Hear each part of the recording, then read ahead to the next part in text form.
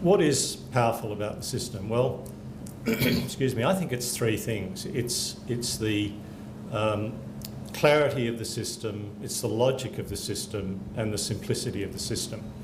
Firstly, there are, perhaps on the logic, there are 5 stages, and they include things like the following. Some of these are sub-stages, but it's very straightforward. Think about what your organisation is trying to do. What's your objective? Think about how you can measure that objective, what measurement you should use. And having decided that, look at your past performance and project your future performance if you don't do anything differently.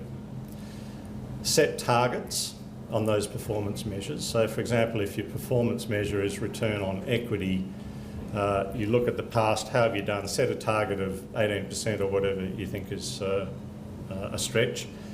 And then compare the targets with the projections that you've made, and then you identify gaps. You know, we're obviously going to fall short if we don't do anything differently.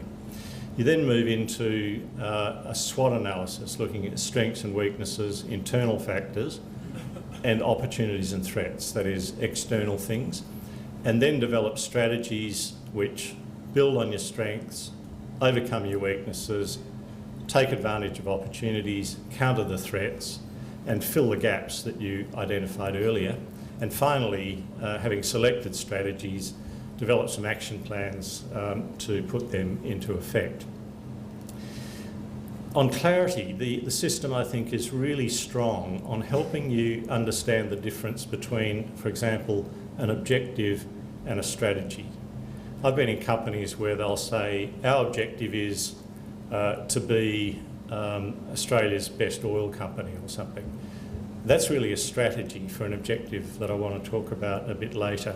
And Argenti keeps pulling you back and saying, that's not a strategy, that's not an objective, it's a so on and so forth. That's not a threat, that's a weakness because it's internal. It's a threat if it's external. And so it's quite strict on those sort of things. And the final thing about the value of the plan is that it's highly structured. So what we found was, and this was fantastic for me knowing nothing about corporate planning, to pick up a manual that said, start reading. And when you got to the end of that chapter, it said, stop reading, the planning assistant will call you and arrange a meeting. And so sometime later that happened, and then before you go to the meeting, read this section and so on. So it was terrifically, if you like, mechanistic and easy to follow. But the wonderful thing about the system, I think, is that it enables you to focus on the big issues. Apart from those other 3 characteristics I mentioned, you really, as Argenti says, focus on the elephants. That is, what are the big things that are going to affect the strategic development of this company? In the case of NAB, they sort of grasped it with both hands and came to the board 6 months later and said, here's our plan. And it was gratifying to me that Malcolm Williamson, who is on the board and was former head of Visa International and CEO of Standard Chartered Bank, at the end of this presentation said, you know, I've seen a lot of strategy presentations in companies over the years, but I've never seen one as clear as this. I think it has wonderful features of simplicity and clarity and making you focus on the right issues, the strategic sort of issues that generally in the workplace you don't get time to do. You know, all of us tend to be caught up in day-to-day things and are unable, or feel we're unable, to actually think about the big picture. This forces you to do it.